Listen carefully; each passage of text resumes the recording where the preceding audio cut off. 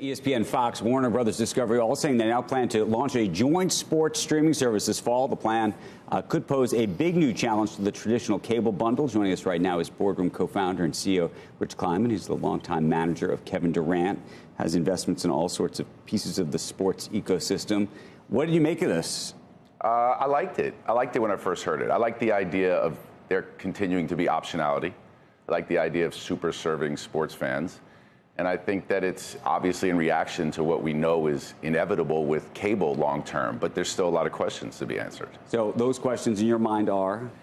Well, one, is this, for them, is this going to be an opportunity for them to start bidding on rights together and to compete with the tech companies?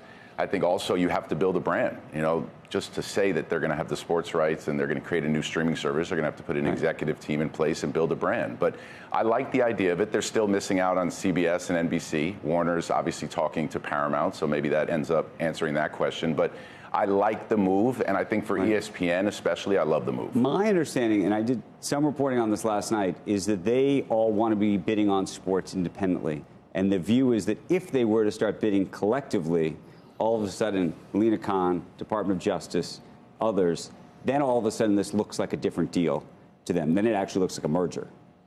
Yeah, I mean, listen, I think that's a concern. I was reading a lot about what that concern could be down the road. But I also think that ESPN and some of these companies are still going to go bid independently and then be able to throw it into this bundle. Again, it's already an incredibly fractured streaming landscape. So I think giving this optionality, targeting this towards just sports fans is what the differentiator is. But how much of this is going, so part of the move here is to try to take sports fans that have already unbundled and get them back into some kind of bundle.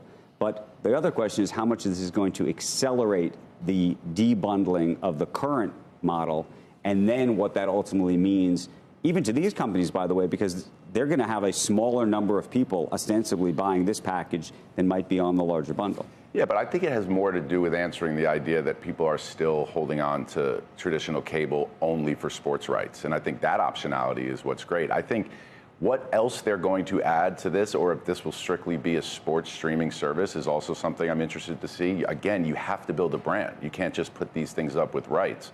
So I think that's more in line with a reaction to cable, to be honest with you. What happens just in terms of the pricing structure, which hasn't been announced yet? They haven't announced it. Yeah. And also I think one thing I read was, even though they all three own it a third, depending on what their deal was and their rights setup was with each league through the cable broadcaster, then you'll see. So ESPN, for all intents and purposes, will make more on a distribution. More of the revenue coming back. Yeah. But what would be, in your mind, too high of a price? What would be? Well, it can't be priced with cable, because then you're getting cable and you're getting all the other channels. So I think it's probably somewhere in the $40 to $50 range. And I think the conundrum, in truth, by the way, is once you start to add in an NBC Sports or a CBS, meaning then the package actually becomes like cable, and it's the same kind of pricing issue. My separate question to you was going to be about pricing of sports teams. Yep. Do you believe we are at an all-time high, and or this keeps going? There was always a question about regional sports networks, which was really a huge part of the value prop. That's come undone.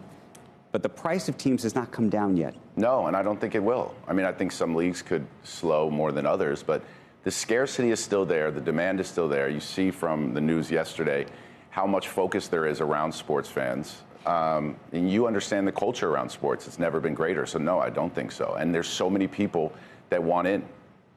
When you think about the NBA, this is now the next big deal. You think that whatever deal they get this time, they're going to get an even higher deal a decade from now?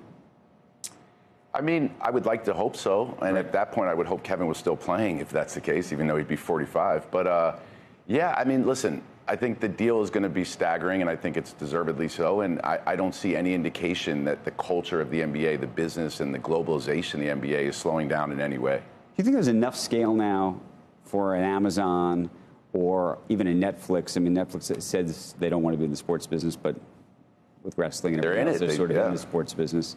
That there'll be a moment where they're going to have enough scale that you won't need the classic linear channels to participate at all.